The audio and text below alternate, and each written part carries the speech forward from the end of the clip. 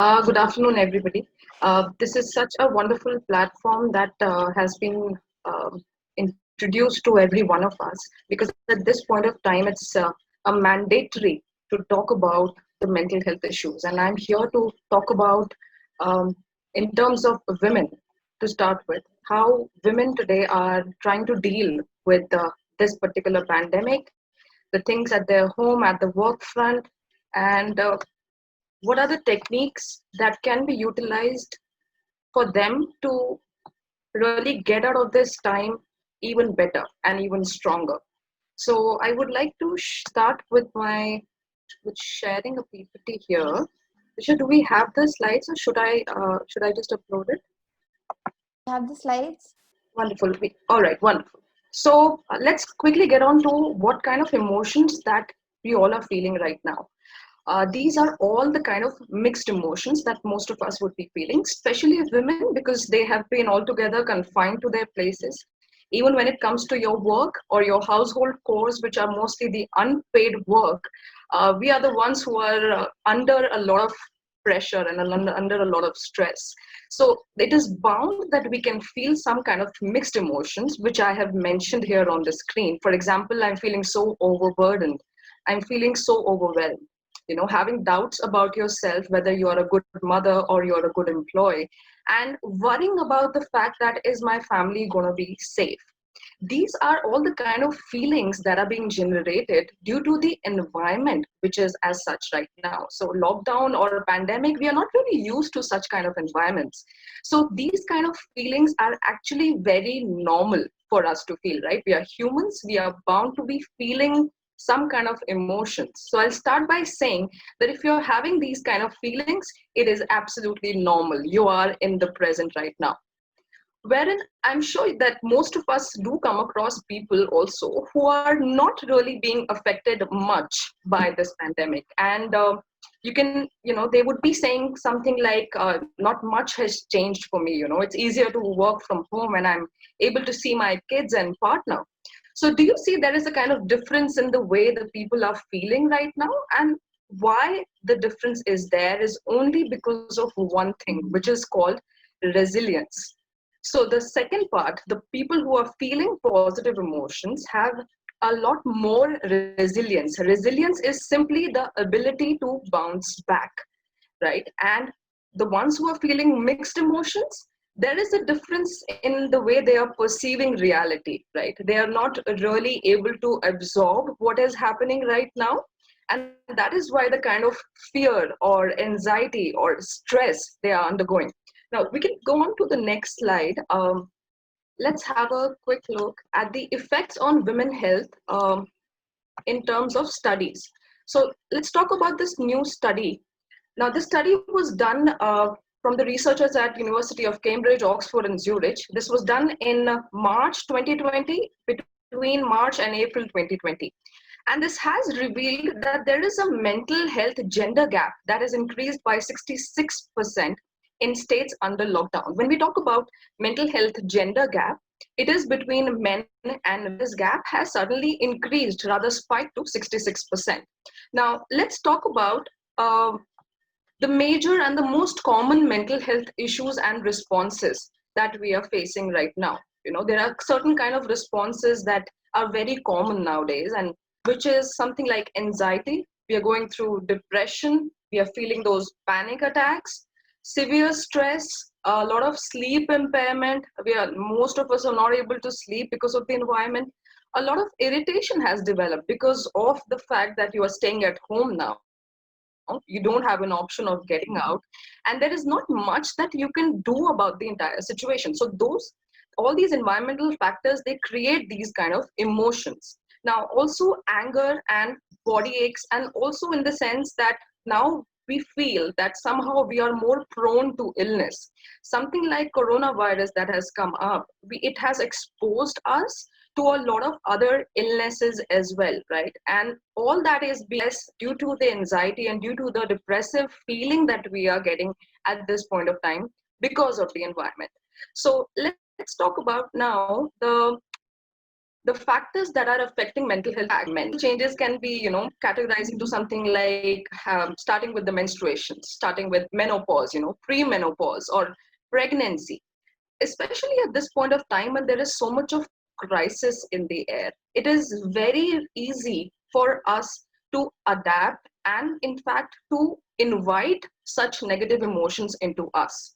However, what is very important is to categorize and to understand that whatever you are feeling right now, whether that's anger, whether that's irritation, whether that's frustration, these are all emotions. Exactly like when you get happy or when you get sad or when you get excited, these are all emotions, and every emotion takes a course of time. So basically, you have to provide that time to that emotion and not rush into it, right?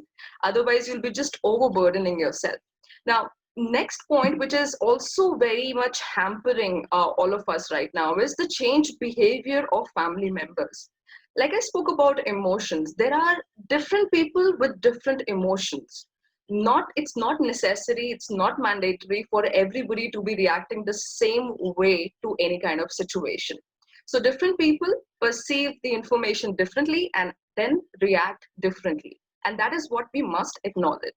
Now, talking about gender stereotype, this is something very common that is, I think it's prevalent in almost every part of the world, that women are seen as caregivers.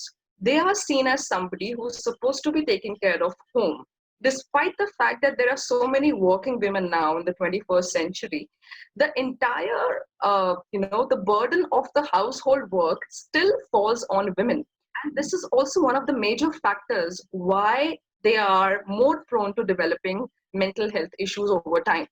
Now, also the expectation of sacrifices. As a women, we are perceived to be somebody who is supposed to be sacrificing more than the male counterparts. And this has been, given to us right from the birth, right from the time, from the cultures that we come to, from the countries, from the geographical regions that we come to. This is something that has been inherited into us right from birth. Now, also at this point of time, especially for the women who were not working or rather working also, there was some time in the day wherein we could find at least half an hour or 15 minutes of our own peaceful time.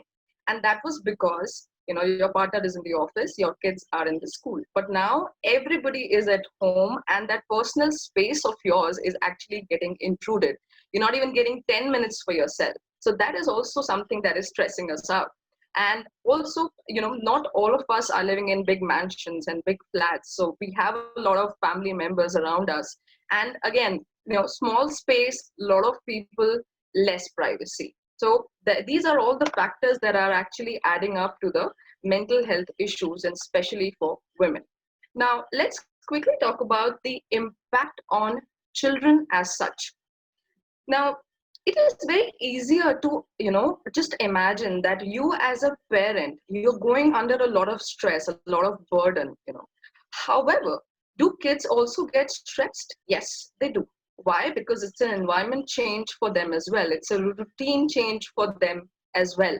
However, there are times when you would not understand as to why a child is behaving in a certain way. Knowing your kid growing so well, you would not be able to understand as to why such difference in behaviors or why such different in reactions now all of a sudden. Well, that is also because of the lockdown and the change in the environment all of a sudden. And this has been verified now by UNESCO, who have stated that there are actually over 3 million children that are missing school globally due to the current virus outbreak, and escalating the responsibilities of parents and especially mothers. Now, if we look at that particular number, it's quite a huge number. And, as kids, if you think about it, when you go back to your own times, there were a lot of things that we used to cherish and look out for when we used to go to the school. For example, not just about studies, but break times, game periods, and those little chit chatting conversations times in between, in between classes. These were some of the factors that motivate us to go to the school, right? But now that has been put onto hold. So there are few ways, there are few behaviors that you might notice in your kids. We can go to the other slide. Now, it is very common for kids to feel confused and distressed. I'm not going to talk about the specific age groups, but let's take all the age groups. So, right from childhood, to adolescents, to kids, everybody. These are all the common reactions that you might be able to notice in front of you. A lot of kids are nowadays asking a lot of questions regarding when the lockdown would get over, and these questions are very repetitive.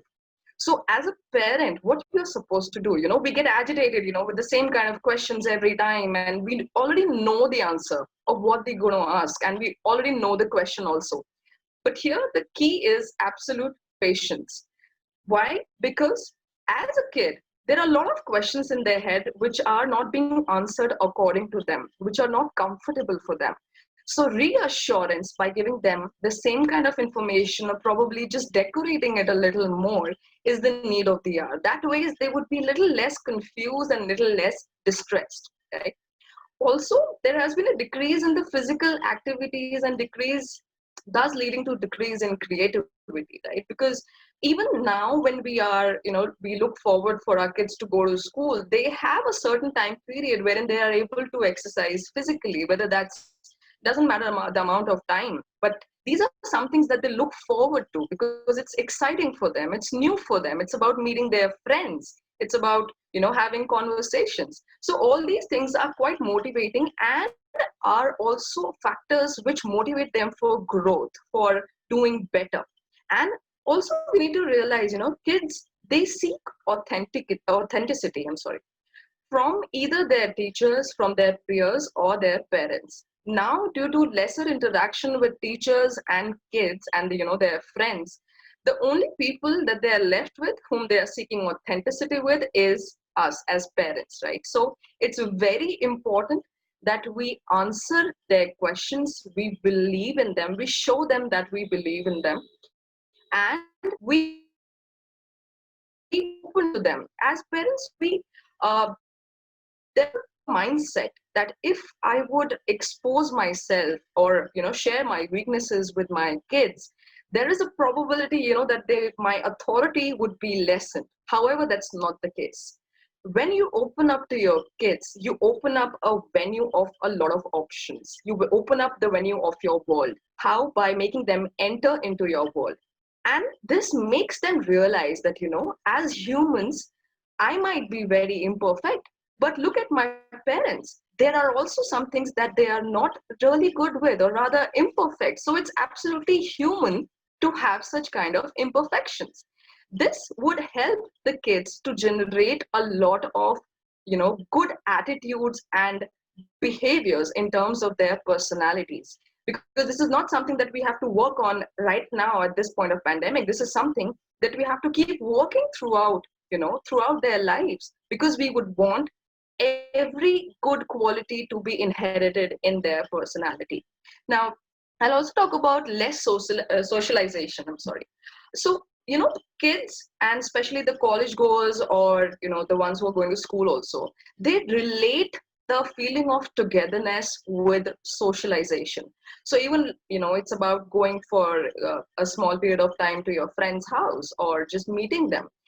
That feeling develops a kind of intimacy, that there is a person standing right in front of me. I can probably shake hands, I can probably hug them.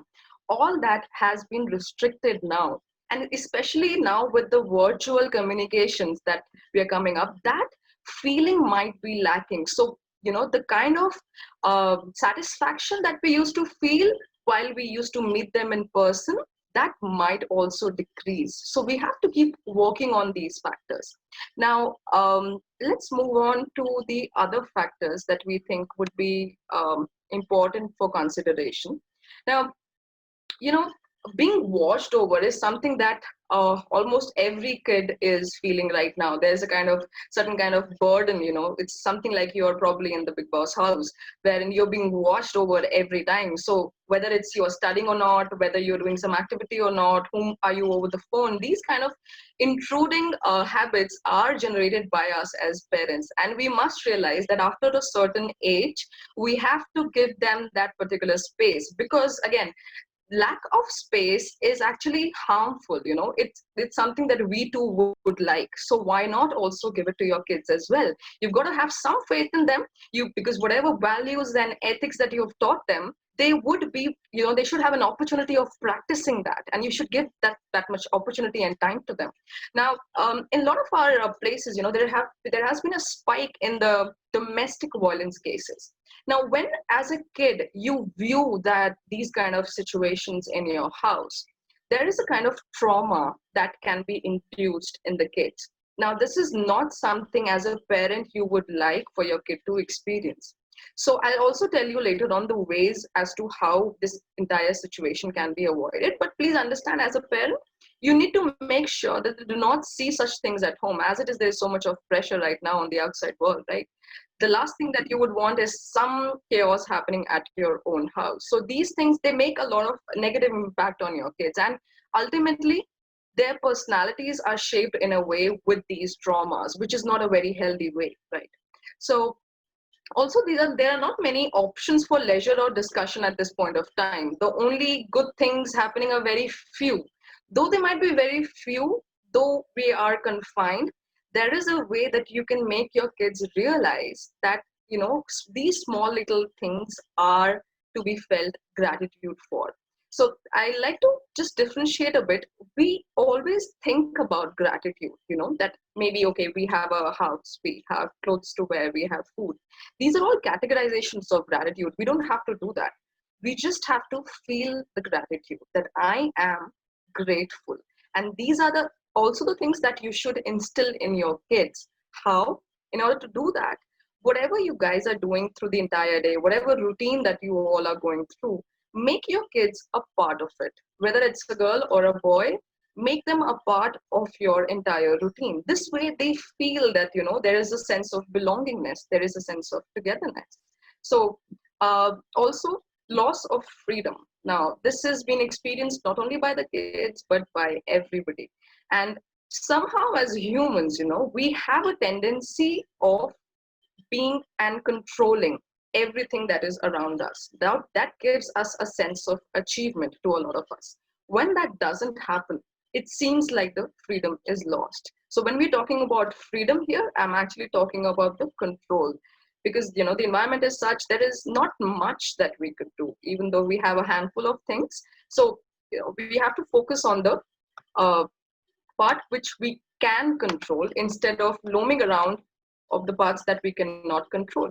Now let's look at why there is a certain spike in the number of cases. All of a sudden we see that everybody is now getting distressed, everybody is now getting stressed and anxious. Why is there a spike? Can we go on to the next slide, please?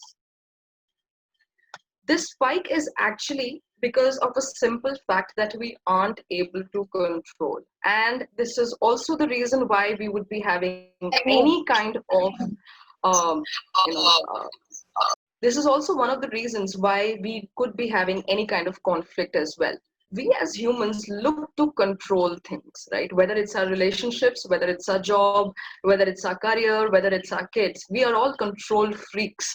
So the time when we do not get control, that is when we lose out on our behaviors. That is when we feel that, since we are unable to control, this is out of our hands and this is giving us stress. So this is one point that we must consider in every sphere of life. Any issue that you're facing, please see, are you trying to control it? Because if you are, that's where the problem lies.